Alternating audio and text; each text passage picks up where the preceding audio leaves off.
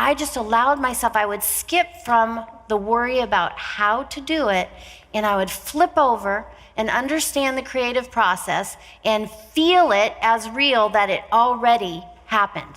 That's Sandy Gallagher, and this is the Depression Detox Show.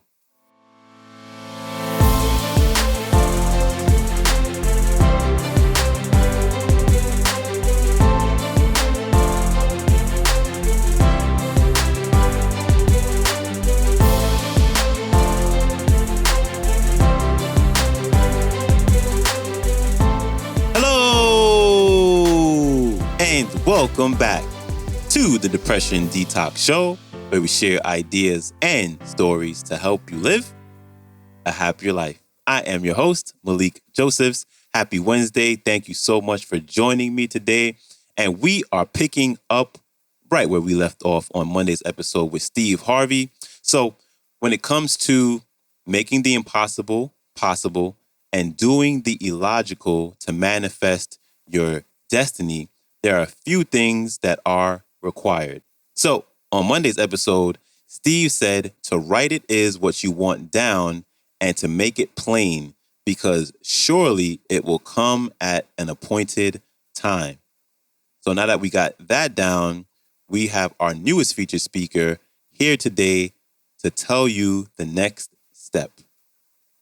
Here's Sandy Gallagher. Enjoy.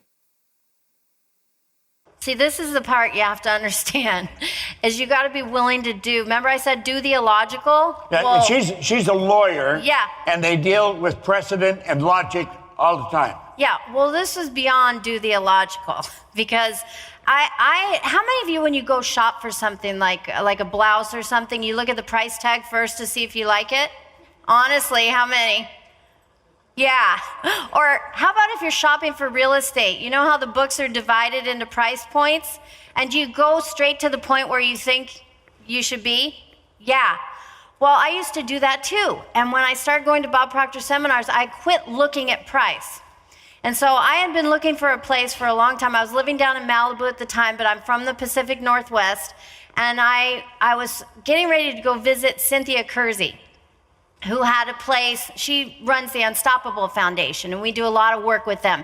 And she has a place on Whidbey Island, Washington. And so I Googled luxury waterfront homes, Whidbey Island. And I came up, there was a whole list of things, but the third one jumped out at me. And so I clicked on the third link, and the third link in that link jumped out at me. And it was this home on Mutiny Bay, and there was a virtual tour. And I watched the virtual tour. It happened to be 10 minutes from Cynthia's too, which is pretty cool. But I'm watching the virtual tour, and I'm like, oh my gosh. And I had been going to look at places for years and never saw anything that just really felt like, wow, this is what I want for my home. But I looked at this tour, and I thought, wow, this place is built for me. Like, it wasn't the kind of home that you'd want to have little kids in. I didn't have little kids. I wanted something really creative, a place where I could write books and I could study and teach and, do my work. And this place, it just, wow. I mean, I fell in love with it. And so I made an appointment to go see it. And I went and I saw it. Cynthia actually came with me. And I went and I saw it. And I just fell in love with it. But at that point, I found out what the price was. And it was nowhere near the section I should be in. And my logic was screaming, I am never gonna spend that amount of money on a home. And I didn't even just say it's illogical. I said it wouldn't be prudent, because prudent felt like a better word to rationalize how I was balking at doing this. And I get a call from Bob. Did you go see the place? And I said, yeah, I went to see it. And he said, well, what'd you think? I said, well, I loved it. He goes, well, are you gonna get it? And I said, no. And he's like, why not? And I said, well, because I'm just not going to spend that kind of money. I found out what it costs. It's not going to happen. And he's like, do you believe what we teach? And I said, yes. He goes, okay, here's what I want you to do. I want you to go back and you go look at that place, and I want you to go into every room in the home, and I want you to just imagine that you live there. This is your home. Have conversations with people. I wanted to have my family for Christmas dinner. This was in September, and I wanted to have my family for Christmas dinner. And so he said, have conversations with them, actually see them at the dinner. And so I'm like, okay. So I made an appointment, went back the same day. And literally, I mean, I did what he said. Like in the bedroom, took my shoes off, put my feet up on the ottoman, pulled my book out, looked out at the water, and, you know, turned the fireplace on, went and used the restroom, you know. And I'm wandering around the house. At one point, the realtors are like following me and they're trying to tell me things about the house. And, you know, I'm like, excuse me, but I need to be one with the house. They're like, okay, crazy lady, we'll just leave you alone. But I'm doing what Bob said, and then I go out into the kitchen, and it opens into a great room, and there's a big fireplace, and the whole wall is just views of the water. And I'm just like, oh, I could see my family there. I have a really large family, and I could see us having Christmas dinner, and I had the conversations in my mind, and, you know, and I just felt like, wow, this place was built for me. And so then Bob calls again. Did you do what I said? I'm like, yeah, I did. Well, do you love it? I said, I absolutely love it. Are you going to get it? No, you know, and he's starting to get really annoyed with me. But I'm like, it wouldn't be prudent. That's too much money, blah, blah, blah. And he goes, okay, here's what I want you to do. And he said, now this is where it starts to get beyond illogical and kind of crazy. And he said, okay, I want you to create a really fancy Christmas decoration card, Christmas card. And I want you to email an invite to your family for Christmas dinner at your new home on Whidbey Island. I hadn't even made an offer yet. And I'm thinking, this is crazy. And he said, this is what you need to do. And I did it. And I made this invitation. I sent it to my family. Everybody RSVP'd. We'll be there. And then, you know, but what about this new home on Whidbey Island? And I'm like, well, we'll talk about that later. Yeah, because I didn't even have an offer on it. And that's like crazy. Everything inside me was fighting that. But what happened? I'm not going to not have this house.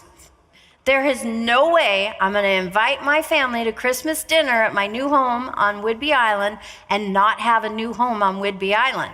And so I started negotiating the deal. And I struck a deal with the sellers, and I was able to do a deal where they would do seller financing. In other words, I didn't have to go to a bank, and I didn't have to come up with cash for the whole thing. I had to plunk a bunch down on closing, and then I had to pay a certain amount called a balloon payment every year for 3 years, and then it'd be paid in full. And I paid it to the seller because they kept a note on the property. And I negotiated this, and I gave myself 3 months to do it. Now, I did not have the down payment. And in fact, I told the seller up front, I said, I want you to know I don't have the down payment just sitting there. And he was like nervous. Whoa, wait a minute, maybe we shouldn't sign this contract. I said, no, I will have it for closing. And so he said, well, let's hold off on actually signing the contract until you've made good progress on getting the down payment. This is the house. Yeah.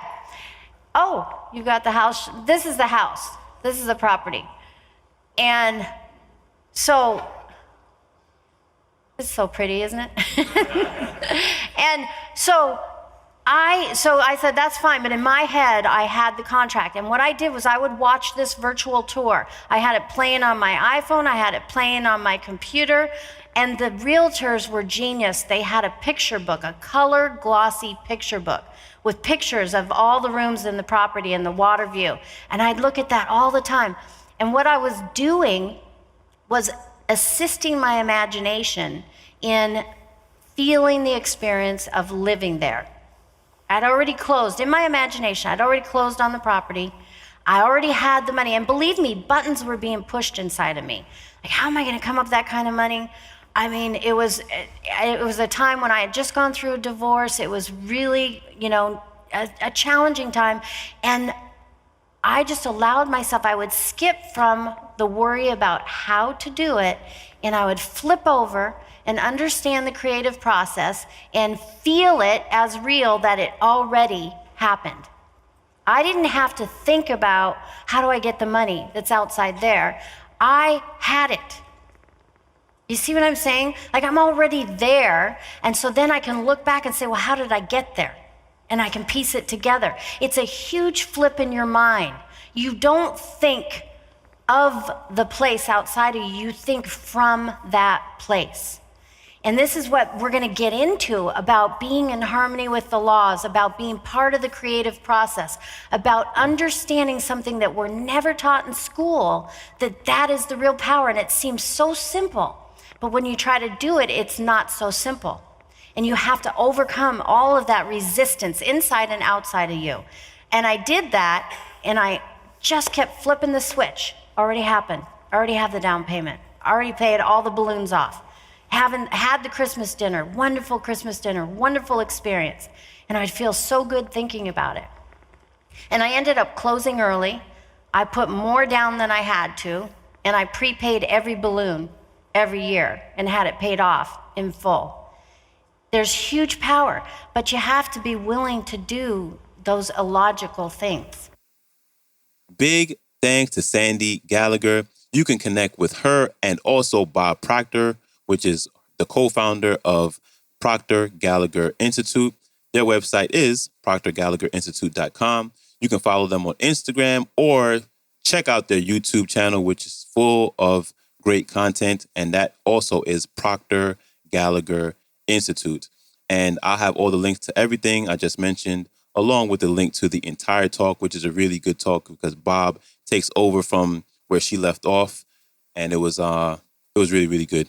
And lastly, when you get a chance, please follow the show on Spotify Podcasts or leave a rating and review on Apple Podcasts because that helps out the show tremendously.